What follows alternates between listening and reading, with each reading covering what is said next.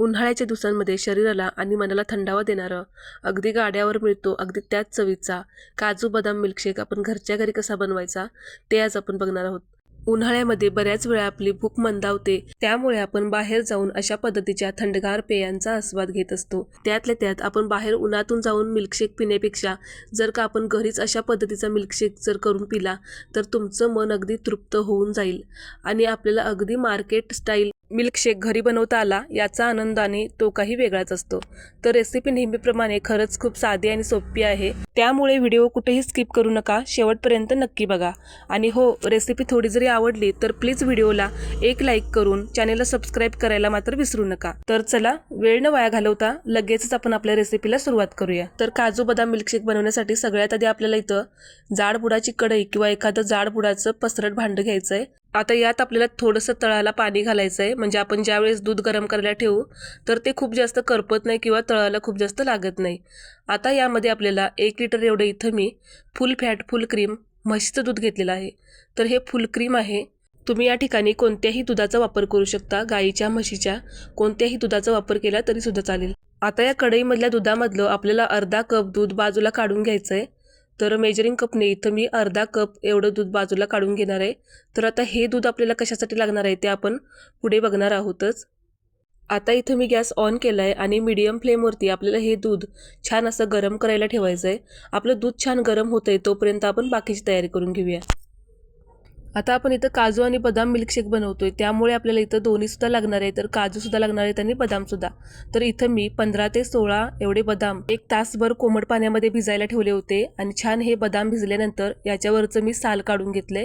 तर बदाम आपण छान भिजले गेले की याच्यावरचं आपल्याला साल काढून घ्यायचं आहे. तुम्ही हे बदाम रात्रभर पाण्यामध्ये सुद्धा भिजायला ठेवू शकता आणि मग सकाळी उठून तुम्ही याच्यावरचं साल काढून घेऊ शकता. आणि जर का तुमच्याकडे अजिबात वेळ नसेल, तुम्हाला पटकन बनवायचं असेल, तर मग तुम्ही फक्त 15 मिनिट हे गरम गरम पाण्यामध्ये बदाम भिजायला घातले की छान असे पटकन भिजले जातात आणि याच्यावरचं साल सुद्धा मग पटकन निघतं. तर इथं 15 ते 16 एवढे बदाम घेतलेत आणि इथं आपण 15 ते 20 एवढे काजू घेतलेत. आता काजूसुद्धा आपल्याला छान असे भिजवूनच घ्यायचे आहेत, थोडा वेळ का होईना काजू आपण भिजवूनच घ्यायचे आहेत. आता इथं मी एक छोटं मिक्सरचं भांडं घेतलंय. आता या मिक्सरच्या भांड्यामध्ये आपल्याला भिजवून घेतलेले काजू आणि बदाम घालून घ्यायचे आहेत. आणि आता हे छान असं बारीक व्हावं म्हणून आपण जे मगाशी कढईमधलं अर्धा कप दूध बाजूला काढून घेतलं होतं, तर त्यातलं अगदी थोडंसं दूध आपण यामध्ये घालायचंय. आणि आता हे आपण छान असं मिक्सरला एकदम बारीक असं फिरवून घ्यायचंय. आता तुम्ही इथं बघू शकता, हे मी छान असं मिक्सरला एकदम बारीक असं फिरवून घेतलंय.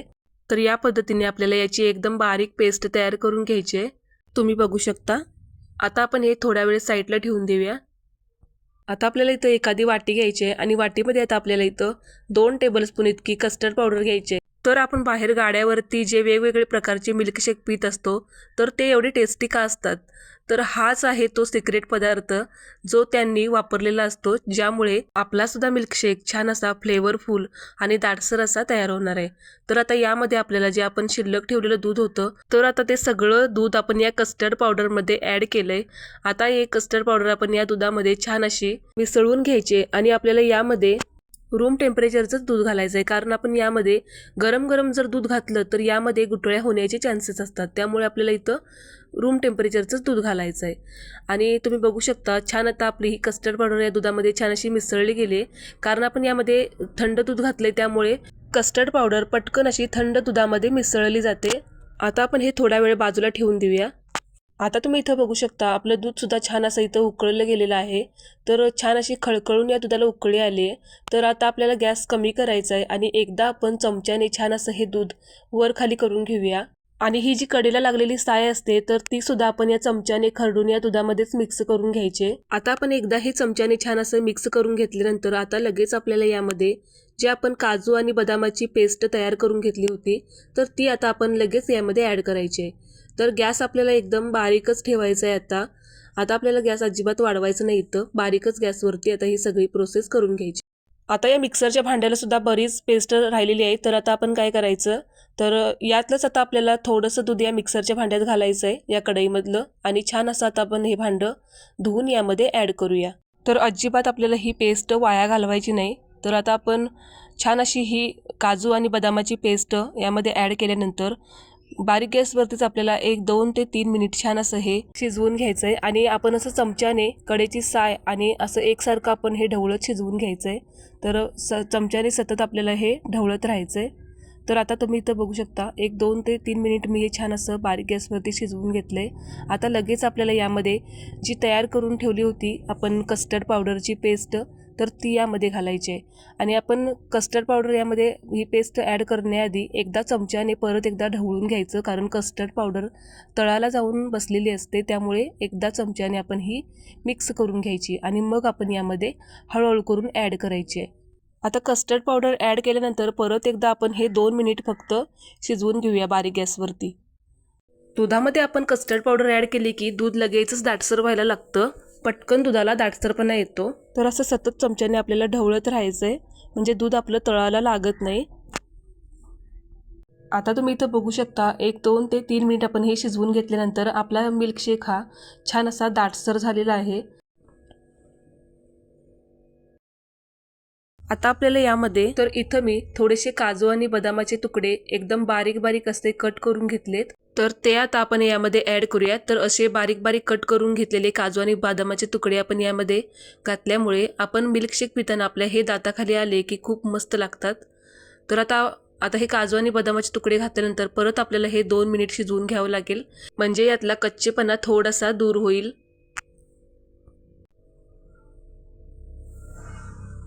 तर आता आपण काजू आणि बदामाचे तुकडे सुद्धा 1-2 मिनिट छान असे शिजवून घेतलेत. तर आता आपल्याला यामध्ये लगेच साखर ॲड करायची आहे. तर इथं मी पाऊण कप इतकी साखर घेतलेली आहे. तर तुम्ही साखरेचं प्रमाण तुम्ही तुमच्या आवडीप्रमाणे कमी किंवा जास्त ठेवू शकता. जर तुम्ही खूप जास्त गोड खात असाल तर तुम्ही इथं 1 कप भरून जरी साखर वापरली तरीसुद्धा चालेल, किंवा जर कमी गोड खात असाल तर मग अर्धा कप इथं घालू शकता. आता साखर घातल्यानंतर परत आपल्याला हे बारीक गॅसवरती साखर विरघळेपर्यंत शिजवून घ्यायचं आहे. आता साखर घातल्यानंतर आपला हा मिल्कशेक थोडासा पातळ झाल्यासारखा दिसतो. नंतर थोडा वेळ शिजवले की परत हा घट्ट होतो. आता आपली इथं साखरसुद्धा छान अशी विरघळली गेलेली आहे आणि तुम्ही बघू शकता आपला इथं काजू बदाम मिल्कशेक तुम्ही बघू शकता किती मस्त असा दाटसर असा तयार झालेला आहे. सुरुवातीपासून शेवटपर्यंत आतापर्यंत मला 7 ते 8 तास मिल्कशेक शिजवण्यासाठी लागलेले आहेत. आता सगळ्यात शेवटी आपल्याला यामध्ये अर्धा चमचा वेलची पावडर घालायची आहे. तर वेलची पावडर घातल्यामुळे आपला मिल्कशेक अजून जास्त सुगंधित तयार होतो. आता आपण ही वेलची पावडर एकदा या दुधामध्ये छान मिसळून घेतली की लगेच आता आपल्याला गॅस बंद करायचा आहे. आता इथं मी गॅस बंद केलेला आहे आणि तुम्ही बघू शकता मस्त असा आपला इथं काजू बदाम मिल्कशेक तयार झालेला आहे. आणि तुम्ही बघू शकता किती मस्त असा हा दाटसर असा तयार झालेला आहे. आता हा थंड झाल्यानंतर अजून जास्त घट्ट होतो, त्यामुळे ही कन्सिस्टन्सी अगदी परफेक्ट आहे. रिच क्रीमी दाटसर असा आपला काजू बदाम मिल्कशेक इथं तयार झालेला आहे. तर आता आपल्याला हा थोडासा कोमट करून घेऊन मगच आपल्याला फ्रीजमध्ये हा थंड करण्यासाठी ठेवायचा आहे. तर त्यासाठी इथं मी एका मोठ्या भांड्यामध्ये 3 ते 4 तांबे पाणी घेतलेलं आहे आणि आता आपल्याला ही कढई अशीच भांड्यावरती ठेवून आता काय करायचंय, यावरती आलेली साय मध्ये मध्ये चमच्याने ढवळत थोडंसं कोमट करून घ्यायचंय आणि मग कोमट झाल्यानंतर आपण हे फ्रीजमध्ये थंड करण्यासाठी ठेवून देणार आहोत. आता इथं तुम्ही बघू शकता इथं मी एका भांड्यामध्ये सगळा मिल्कशेक काढून फ्रीजरमध्ये 1 तासभरासाठी हा थंड करून घेतलाय. पण तुमच्याकडे जर वेळ असेल तर तुम्ही खाली फ्रीजमध्ये सुद्धा हा 2-3 तासासाठी थंड करून घेऊ शकता. आता थोडेसे वरून आपण बदाम आणि पिस्त्याचे काप घालूयात. असं वरून ड्रायफ्रुट्स घालणे पूर्णपणे ऑप्शनल आहे, पण आपला मिल्कशेक छान दिसावं म्हणून मी थोडेसे वरून हे ड्रायफ्रुट्स घातलेले आहेत. आता तुम्ही इथं बघू शकता आपण थोडेसे वरून ड्रायफ्रुट्स घातल्यामुळे आपला मिल्कशेक अजून जास्त सुंदर दिसायला लागलाय. आता आपला हा मिल्कशेक थंड झाल्यानंतरची तुम्हाला मी कन्सिस्टन्सी दाखवते. तर तुम्ही बघू शकता किती मस्त असा हा दाटसर असा तयार झालेला आहे. अगदी गाड्यावरती मिळतो, अगदी त्याच चवीचा किंवा त्यापेक्षा सुद्धा भारी म्हटला तरी सुद्धा चालेल.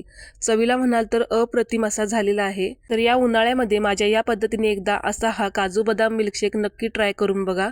तुम्हाला तुमच्या घरच्यांना सगळ्यांनाच खूप आवडेल, इतका हा सुंदर होतो. आणि एकदा जर का तुम्ही बनवला तर तुम्ही कधीच बाहेर पिण्यासाठी जाणार नाही, घरीच बनवून प्याल, इतकी तुम्हाला मी खात्री देते. तर उन्हाळा स्पेशल उन्हाळ्याच्या दिवसांमध्ये शरीराला आणि मनाला थंडावा देणारं थंडगार असा काजू बदाम मिल्कशेक पिण्यासाठी आपला तयार झालेला आहे. तर कशी वाटली तुम्हाला माझी ही आजची रेसिपी ते मला कमेंट बॉक्समध्ये नक्की सांगा.